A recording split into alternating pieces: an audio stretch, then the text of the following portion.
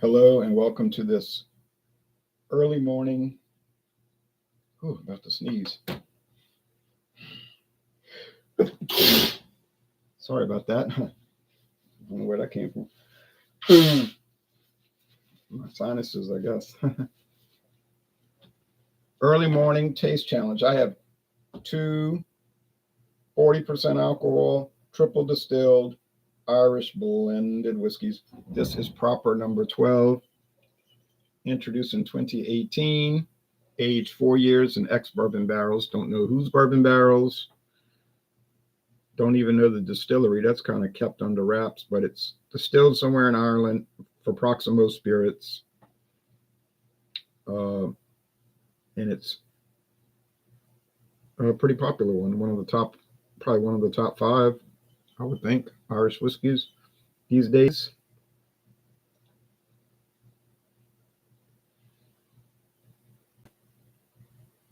It was started by a sports celebrity, but he's been dropped from the program for some problems, personal behavior issues, apparently. Okay, my bottle has his name on it. I bought my bottle before he got kicked out of the program. Okay. Real cork.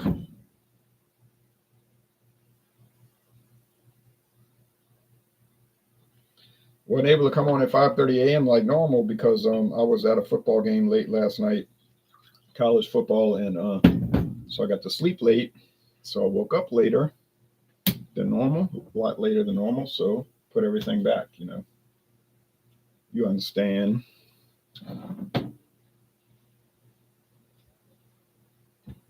Here is O'Neill's triple distilled Irish whiskey, aged 5 years in first fill bourbon barrels. First time they used the barrels after finishing it with, using it for bourbon, they put this in it, and it's finished in double charred oak casks. I've been doing pretty well in this series, but I have gotten it wrong 3 times, unfortunately.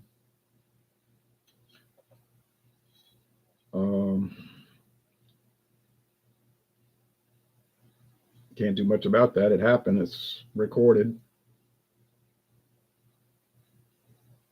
Doesn't want to focus. This camera doesn't know how to behave. There it goes.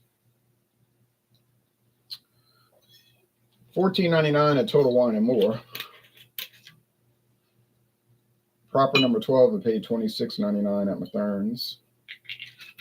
That's a typical price for that, proper number 12. I had known about it for years. Well, I knew about it when it came out. I just wanted to go to the more well-known Irish whiskeys at the time. Jameson, Bushmills, Paddy's, things like that. And then I kept finding these other off-the-wall, obscure Irish whiskeys, so I never got around to it. But finally, I bought it last year and finally got to it. They're both amber, so appearance won't matter.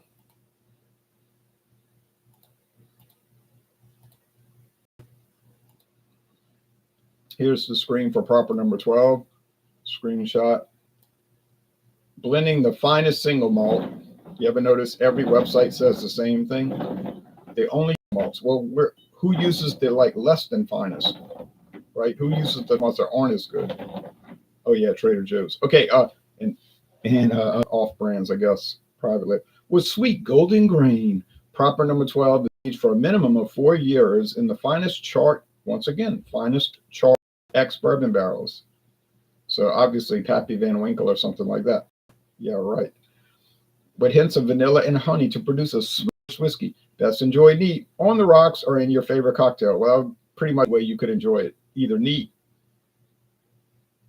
ice like they're showing on the photo, or in your cocktail. There's really not a fourth way. Okay, then they have such as this proper number 12 apple, which I have not tried. Whoops. Opposed to trying it. You got shot, people taking shots of it. I'm not a shot person. I wouldn't do that. I'd sit on it and try to pick up the flavors, but everybody's got their own way of doing things. Okay.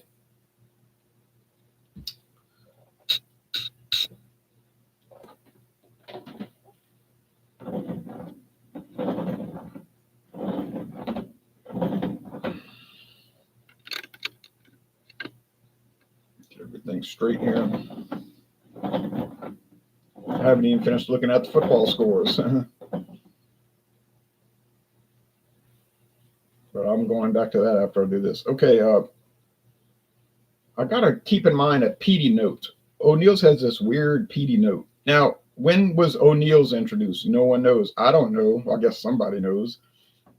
There's no trademark data because it's not even trademarked. If you look at the label, there's nothing indicating that it's got even has a trademark on it.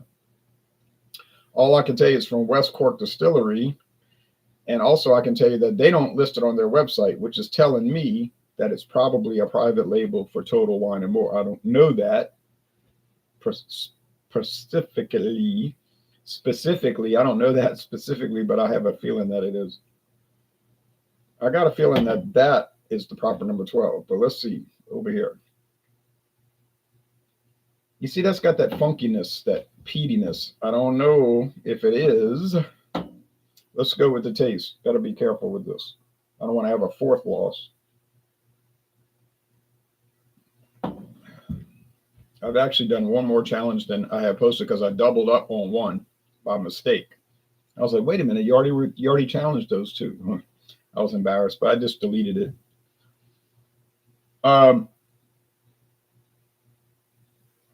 Didn't change anything because I got it right both times. The bad thing is I wasted the product. This tastes a little bit like honey, like they're saying on the website. Golden grains, cereal grain. Is it anything spectacular compared to Jameson or Patty's or Bushmills or Slane? Because I've had Slane. I don't have a bottle. Nah, it's nothing different. Same old thing.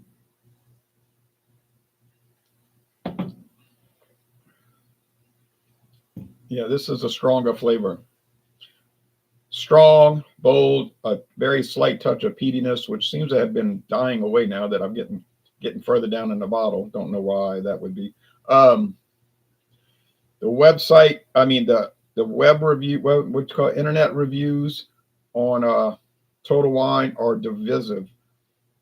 Half of them are saying this stuff's really good. I'm glad I got it for $14.99, or like in my case, $15.99. The price fluctuates.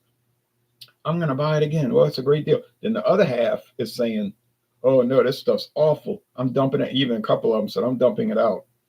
Now, I can't imagine doing that. But I think it has a lot of character, and it should be considered, and I would give it an A.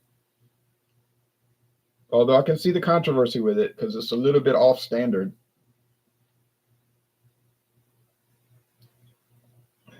Proper number 12, that's going to fit right in with your run-of-the-mill, or I should say it in a nicer way, your mainstream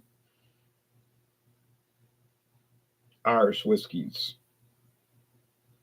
But those are so similar one to another, then you got to wonder, why are you paying a penny more one over the other?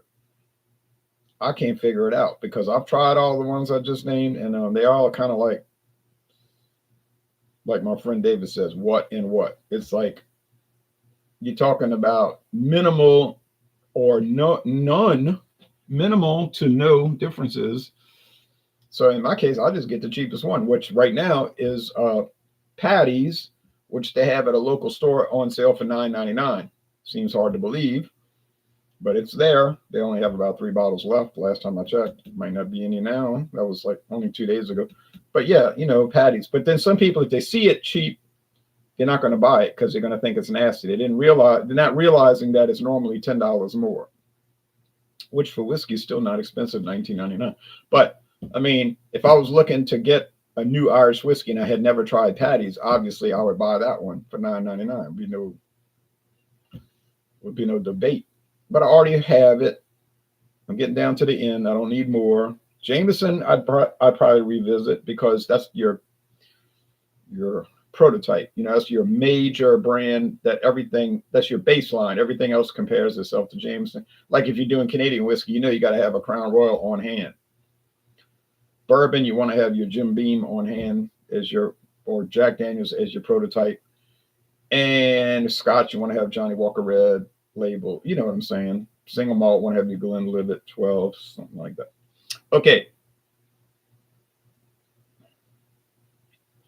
If you're doing cognac, have Hennessy because that's your good baseline.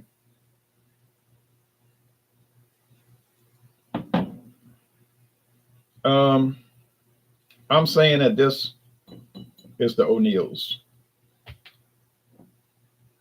Got it. All right, so that's good. That's a very good thing. And I'll just mix them two together now. Get rid of them. Not get rid of them as an understanding of dumping them out.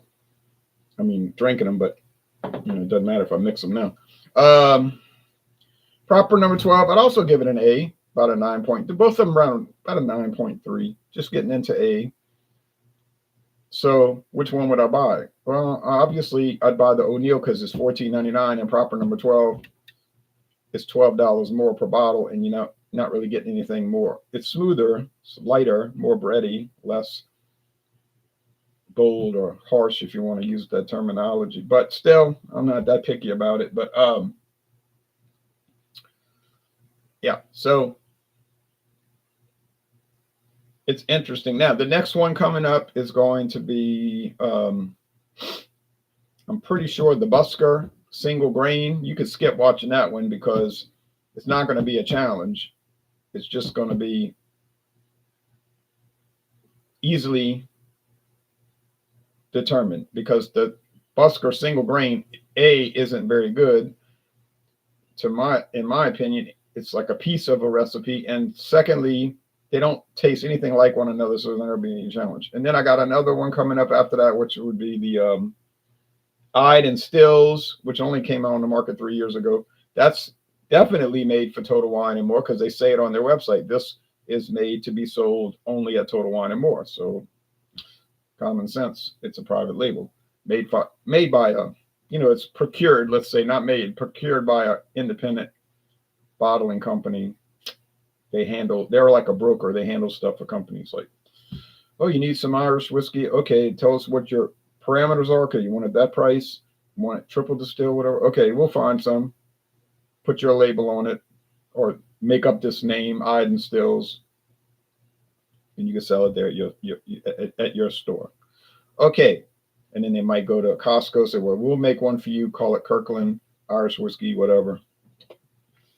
That's the way that works. All right. So cheers to everybody for watching. Probably watch one of the National Socialist Football League games today.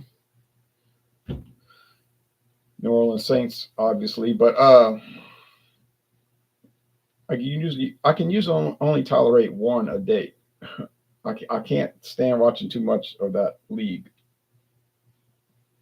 But I watch all the highlights and read the stories and everything. Baseball, I can tolerate more of it, but then you still get tired of it, College football, same thing. You get tired of it. I was at the Tulane game last night, and I ended up leaving before it was over because the thing was running so late. I said, this thing will run 4 hours, which it almost did.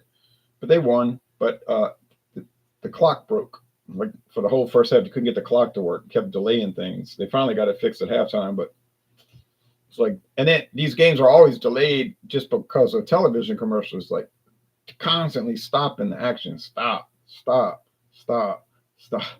It drags out. So you can understand the frustration of watching that. People complain about watching YouTube with the ads. Well, that's like nothing compared to an NFL or college game with the constant stopping. Okay, well, at least it gives you a chance to go get a snack or go to the restroom because it lasts so long. Between each break is so long. All right, anyway, cheers to whoever you pick here. But when the winner by default is O'Neill's because $12 cheaper. All right, take care, everybody. Bye-bye.